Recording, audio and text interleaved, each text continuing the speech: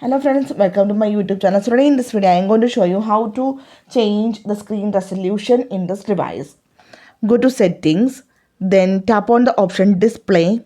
Now scroll down, tap on the option screen resolution.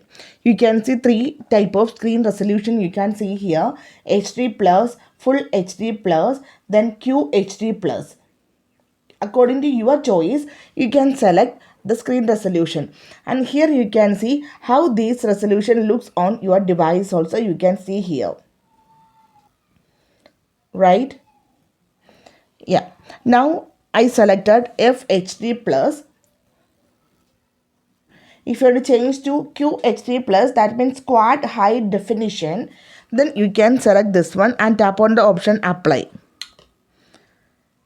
Okay, so simply you can see the screen resolution is changed. So simply in this way we can change the screen resolution in this device. So hope you guys enjoy this video. Thank you for watching. Thank you. Bye bye.